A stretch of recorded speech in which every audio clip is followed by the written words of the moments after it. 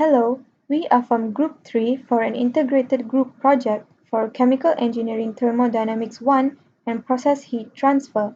Our group members are Loshini, Alin, Darrens, and Muhammad Hafizuddin. These are the tasks that we have to analyze, calculate, and propose solutions to determine the amount of heat required to run the pressurized water reactor, the efficiency of the nuclear power plant, and the actual power produced from calculation in megawatt. The specific type of nuclear power plant our project focuses on is called the Pressurized Water Reactor or PWR. PWRs use ordinary water as both coolant and moderator.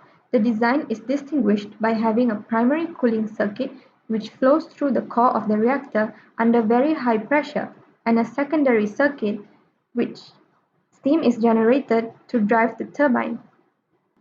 In a typical design concept of a commercial pressurized water reactor, the following processes occur. The first is the core inside the reactor vessel creates heat. Then, pressurized water in the primary coolant loop carries the heat to the steam generator. Inside the steam generator, heat from the primary coolant loop vaporizes the water in a secondary loop, producing steam. The steam line directs the steam to the main turbine, causing it to turn the turbine generator, which produces electricity. The unused steam is exhausted to the condenser where it is condensed into water. The resulting water is pumped out of the condenser with a series of pumps, reheated and pumped back to the steam generator. My name is Hafizuddin and I'm going to explain about the schematic diagram of the nuclear power plant.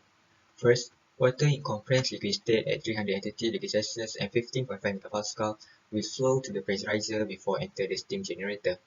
The steam generator here is a type of heat exchanger. It has two outlets, which is the first outlet complete the first cycle and the second outlet complete another cycle.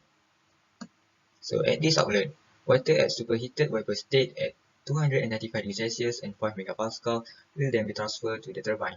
The turbine here is connected to the generator will then produce 3000 megawatt power. Then from the turbine, water at saturated liquid vapor mixture will enter the condenser, which is another type of heat exchanger. The condenser here is connected to S7 and S8 stream to allow the heat exchange to occur. Then from the condenser, water at saturated liquid state will be transferred to the pump. At the pump, water will be compressed and exits as compressed liquid state at 5 MPa before entering back the steam generator. From the steam generator, water in compressed liquid state at 14.38 MPa will enter the reactor coolant pump. From the reactor coolant pump, water in compressed liquid state at 275 MPa will then enter back the reactor to complete the first earlier cycle. The type of cycle our nuclear power plant models to is the Rankine cycle. What we have here is a simple schematic with components for the Rankine cycle, and figure 2 is the pressure volume diagram of the Rankine cycle. The Rankine cycle is a process that is widely used by power plants. For this mechanism, a fuel is used to produce heat within a boiler, converting water into steam, which then expands through a turbine, producing useful work. Now this is a thermodynamic cycle which converts heat into mechanical energy, which usually gets transformed into electricity by electrical generation. The efficiency of the Rankine cycle is limited by the high heat of vaporization by the fluid. The fluid must be cycled through and reused constantly, therefore water is the most practical fluid for this cycle. Some other reasons why water is the working fluid is because it's non-toxic, non-reactive, it's highly abundant, low cost, and it has good thermodynamics properties. Figure 2 illustrates the changes in pressure and volume where the working fluid water undergoes to produce work. From steps 1 to 2, what happens here is the expansion of the vapor in the turbine. Next, we have 2 to 3. Condensation occurs in the condenser, and then steps 3 to 4, compression of the fluid to high pressure in the pump. Finally, from 4 to 1 in the boiler, the compressed liquid is heated to the final temperature, which is at boiling point, therefore a phase change occurs, which is from liquid to vapor. We need to find the Q in of the reactor, but first of all we need to find the Q in from the secondary cycle that is going to equal to the Q out in the primary cycle. So first of all, we need to find the hash1 value, hash2 value, which is we can find from the property table, and substitute it in to this formula, which is hash1 plus x times hash2. We find hash4.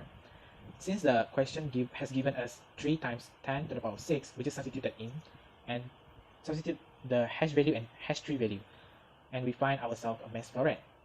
And also we need to find hash2. From here we need to just substitute the v times the delta p equal to hash minus 1, and then we can find hash2.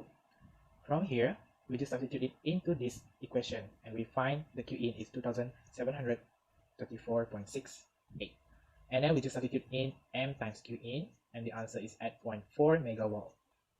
This is from the secondary cycle, and this is the efficiency, which is 0.357.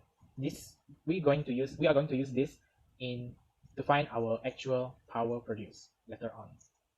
To find the Q in reactor, from stream 1, we can use the property table to find it and use the interpolation method to find hash1. Same goes to S3. And to find hash2, we need to use the same method as this one. Substitute in, and this is the value of hash2. From there, we need to find the mass flow rate again, but this time we use the Q in that we found earlier to find mass flow rate, and the mass flow rate is 26,767.8 kg per hour. And then from here, we just substitute in to find the Q in of the reactor, and the answer is 8.43 megavolt.